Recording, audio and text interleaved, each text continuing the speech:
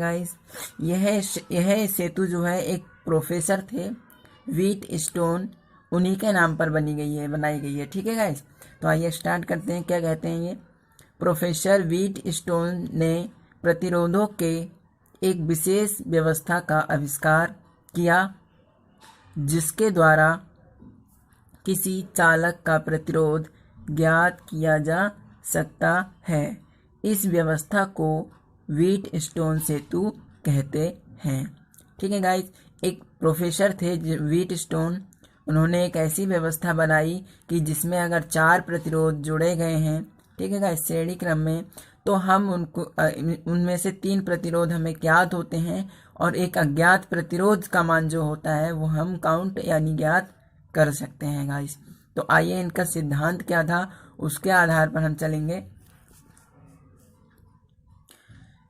देखिए सिद्धांत क्या होता है गाइस, यदि चतुर्भुज के चारों भुजाओं के प्रतिरोध को इस प्रकार समायोजित किया जाए कि सेल द्वारा सेतु में विद्युत धारा प्रवाहित करने पर धारामापी में कोई विक्षेप ना हो, तो सेतु संतुलित कही जाती है। इस दशा में चतुर्भुज की किन्हीं 2 संलग्न भुजाओं के प्रतिरोधों का अनुपात शेष 2 संलग्न भुजाओं में लगे प्रतिरोधों के अनुपात के बराबर होता है गाइस। तो आइए एक चित्र के द्वारा इसको समझने की कोशिश करते हैं कि ये चित्र क्या कहता है गाइस। ठीक है, या इन्होंने कहा है कि जो सिद्धांत बोलता है कि किन्हीं 2 संलग्न भुजाओं, एक भुजा आपकी ये है और दूसरी भुजा आपकी ये है। देखिए इस चित्र को समझिए, ये पूरा आप व्हीट स्टोन सेतु की तरफ से है, ये आपका ये प्रतिरोध Q है, ये दोनों श्रेणी क्रम में जोड़े गए हैं, और ये आपका प्रतिरोध R है, ये प्रतिरोध S है, ये दोनों श्रेणी क्रम में जोड़े गए हैं गाइस। अब ये आपकी बैटरी लगाई गई है V, तो ये आपका पॉजिटिव। देखिए गाइस, इसको हम A नाम दे देते हैं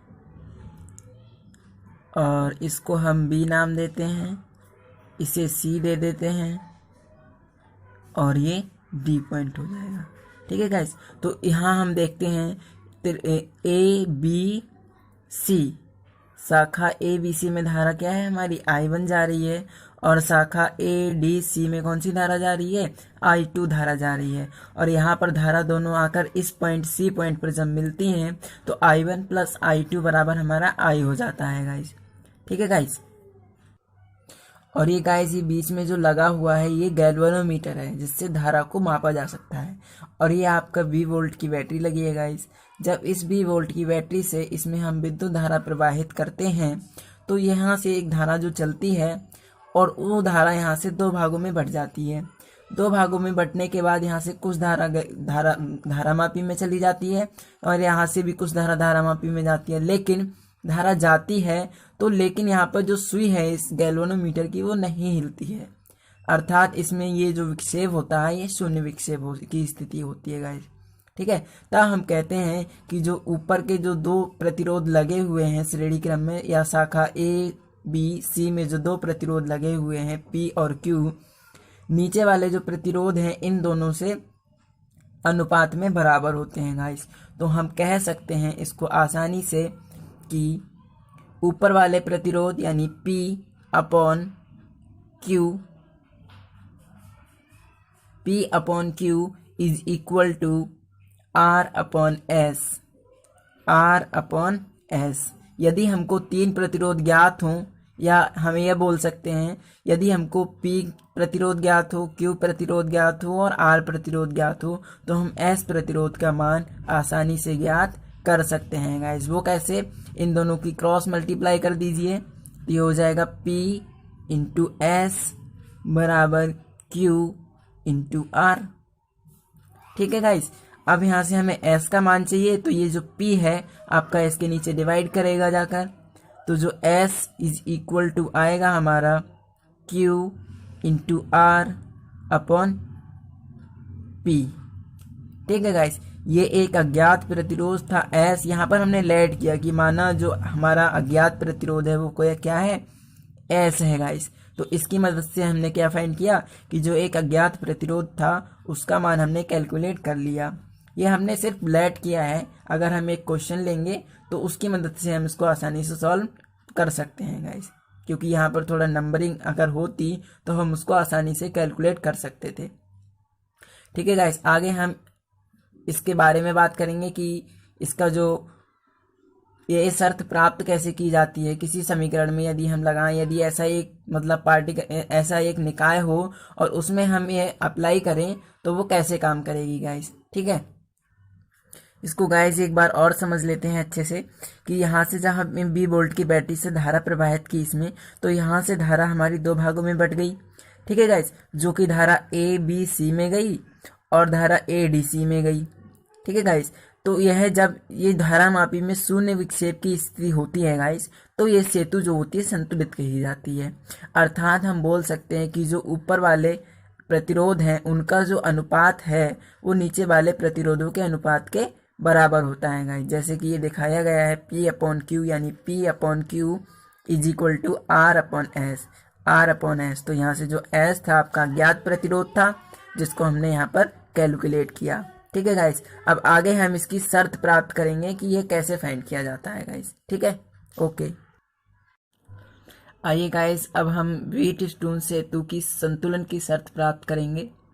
तो हमने एक चित्र बनाया है, ये इसको आइए पहले थोड़ा समझ लेते हैं।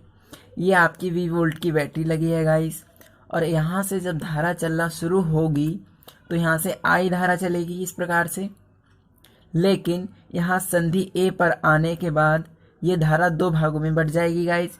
यहाँ से इस तरफ के लिए I1 धारा जाएगी और यहाँ से इस तरफ के लिए I2 धारा जाएगी।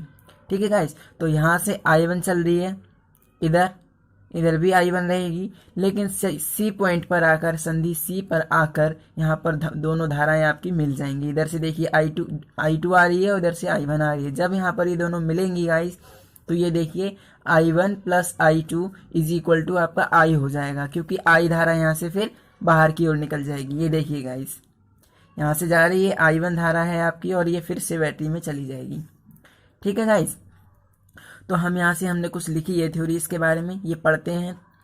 माना सेल से चलने वाली धारा I है, ये सेल से जो धारा चल रही है वो I है, तथा सेतु संतुलित है, यानी ये जो G है यानी गैल्वेनोमीटर है, इसमें कोई विक्षेप नहीं दिखाई दे रहा है गाइस। ठीक है, इनके मतलब ये है कहने का। और आइए देखते हैं फिर आगे। तो विकर्ण BD में, यानी जो B और D विकर्ण है, इसमें धारा नहीं जाएगी, तो सेल से चलने वाली धारा I संधि A पर दो भागों में बट जाएगी गाइस, जैसा कि मैंने कि अभी बताया गाइस। ठीक है, माना शाखा ABC में धारा I1 और शाखा ADC में यानी ABC में धारा क्या है, I1 है, और ADC में धारा क्या है, I2 है गाइस। हो तो संधि C से पुनः I1 प्लस I2, यानी यहाँ से C से I1 प्लस I2 धारा आपकी, I1 प्लस I2 बराबर I धारा आपकी बाहर हो जाएगी, यानी बैटरी में फिर पुनः चली जाएगी।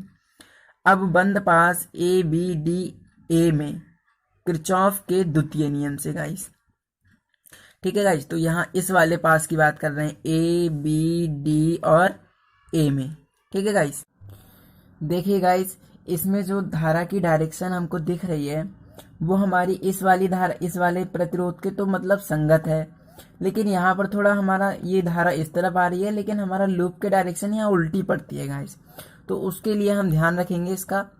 ठीक है गाइस, तो सबसे पहले हम इसका वो लिखते हैं। देखिए, सबसे पहले हम यहाँ से शुरू करते हैं, तो यहाँ से I1 धारा है और ये आपका P प्रतिरोध है, तो क्या हो जाएगा किरचॉफ के द्वितीय नियम से, I1 इंटू P।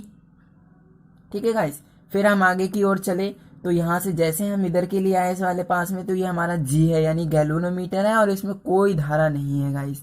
ठीक है, तो इसके लिए हम लिखेंगे प्लस G इंटू 0। ठीक है गाइस, यानी यहाँ प्रतिरोध यानी गैल्वेनोमीटर है, गैल्वेनोमीटर क्या क्या है, इसमें धारा आपकी क्या है, 0 है गाइस, कोई धारा नहीं है, कोई विक्षेप नहीं है, तो उसमें हमने 0 लगा दिया है गाइस। ठीक है, अब हम आगे की ओर चले, तो हमने देखा कि ये जो हमारा दिख रहा है, यहाँ से जैसे हम इधर आए तो यहाँ से धारा I2 हमारी आ रही है, और लेकिन I2 हमारी इस लूप की डायरेक्शन के उल्टी दिशा में है गाइस, तो ये माइनस का हो जाएगा गाइस, माइनस I2 इंटू प्रतिरोध कितना है R is equal to 0 guys. ठीक है, तो यहाँ से क्या मिलेगा हमें, I1 P is equal to, ये उधर चला जाएगा, ये तो 0 हो जाएगा गाइस, लेकिन ये जब उधर जाएगा तो ये प्लस हो जाएगा, यानी I2 R। ठीक है, इसको इक्वेशन 1 मान लेते हैं। अब देखिए लूप दूसरा है हमारा, दूसरे लूप की डायरेक्शन देखिए इस प्रकार से दिखाई गई है गाइस ये। ठीक है, तो इस वाले प्रतिरोध में तो ये संगत है, लेकिन इधर आपका फिर उल्टा हो जाएगा क्रम। ठीक है गाइस, तो आइए दोबारा करते हैं इसको। दूसरे लूप के लिए आप क्या लिखेंगे, बंद पाश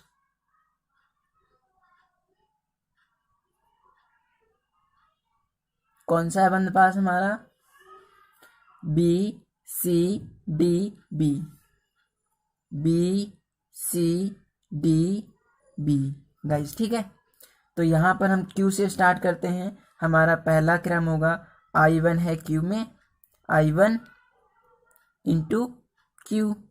ठीक है गाइस, आगे की ओर चले तो हमारा माइनस का है धारा वाला, यानी ये आपका पॉइंट माइनस का हो जाएगा गाइस। क्यों, क्योंकि यहाँ पर आपका ये धारा इधर जा रही है और आपकी लूप की डायरेक्शन इधर के लिए है, तो क्या हो जाएगा ये आपका I2 इंटू S। ठीक है गाइस, अब आगे देखिए यहाँ पर आपका गैल्वेनोमीटर लगा है, लेकिन इसमें आपकी जो धारा है वो 0 है गाइस, तो इसे भी नोट कर देते हैं, प्लस 0 इंटू G, या G इंटू 0 एक ही बात होगी गाइस। ठीक है, तो ये हो जाएगा बराबर 0। तो यहाँ से क्या मिलेगा हमें guys, I1 into Q, I1 into Q is equal to I2 into S, is समीकरण नंबर इसे मान लेते हैं हम 2। ठीक है गाइस, यहाँ पर क्या मिला, I1 गुणा Q इंटू बराबर I2 इंटू S, यानी इस वाले पद को उठाकर हमने उस 0 के उधर भेज दिया। ठीक है गाइस, तो समीकरण 1 व 2 से हमें क्या मिलता है, समीकरण 1 व 2 से एक आपका क्या है, I1P is equal to I2R, और दूसरा क्या है आपका I1Q इंटू I2S। तो अगर डिवाइड कर दें समीकरण 1 और 2 को तो क्या मिलेगा गाइस, यानी समीकरण 1 डिवाइड बाई 2, तो ये हो जाएगा I1P अपॉन I1Q। ठीक है गाइस, और ये हो जाएगा आपका I2R अपॉन I2 से I2 कैंसिल हो गई, और क्या मिल गया आपको, P upon Q is equal to R upon S।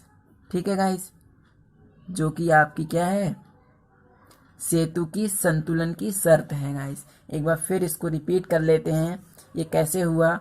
तो यहाँ से हमें पता लगता है गाइस कि जो चित्र दिया गया है हमारा, इसके द्वारा हमने क्या किया, इसमें जो प्रतिरोध दिए गए हैं, इसमें जो प्रतिरोध दिए गए हैं आपके कौन कौन से, P upon Q is equal to R upon S, ये शून्य विक्षेप की स्थिति में, यानी जब सेतु संतुलित है तब आपके ये प्रतिरोधों का जो अनुपात है वो शेष दो प्रतिरोधों के अनुपात के बराबर होता है गाइस। तो ये था आपका व्हीटस्टोन सेतु का सिद्धांत और उसके संतुलन की शर्त। अगर आपको हमारे वीडियो अच्छे लगते हैं, पसंद आते हैं, तो प्लीज़ कमेंट, शेयर और लाइक ज़रूर कीजिएगा। और आप हमारे चैनल को पहली बार विजिट कर रहे हैं तो सब्सक्राइब करना नहीं भूलिएगा, ताकि आपको मेरी वीडियो की नोटिफिकेशन जल्द से जल्द मिलते रहें।